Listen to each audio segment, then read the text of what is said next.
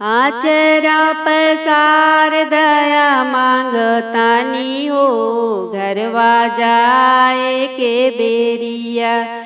आचरा पसार दया मांगतानी हो, घरवा जाए के बेरिया।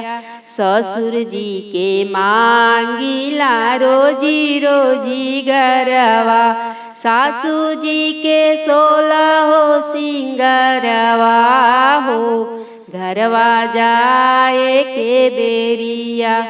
आचरा पसार दया मांगतानी हो, घरवा जाए के बेरिया।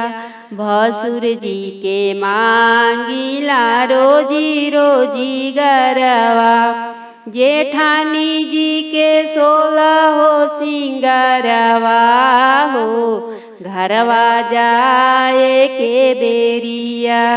आचरा पसार दया मांगतानी हो, घरवा जाए के बेरिया। देवर जी के मांगिला रोजी रोजी घरवा, देवरानी के 16 सिंगरवा हो, घरवा जाए के बेरिया। आचरा पसार दया मांगतानी हो, घरवा जाए के बेरिया। ननदोई जी के मांगिला रोजी रोजी घरवा, ननदी के 16 सिंगरवा हो, घरवा जाए के बेरिया। आचरा पसार दया मांगतानी हो, घरवा जाए के बेरिया। दमदू के मांगिला रोजी रोजी घरवा, दमदू के मांगिला रोजी रोजी घरवा। बिटिया के 16 सिंगरवा हो, घरवा जाए के बेरिया। धियावा के 16 सिंगरवा हो, घरवा जाए के बेरिया। आचरा पसार दया मांगतानी हो, घरवा जाए के बेरिया।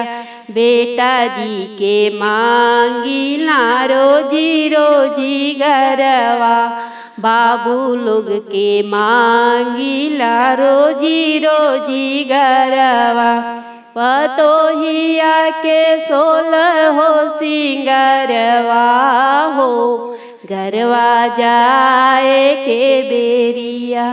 बहू सबके 16 सिंगरवा हो, घरवा जाए के बेरिया। आचरा पसार दया मांगतानी हो, घरवा जाए के बेरिया। स्वामी जी के मांगिला रोजी रोजी घरवा, अपना के 16 सिंगरवा हो, घरवा जाए के बेरिया। आचरा पसार दया मांगतानी हो, घरवा जाए।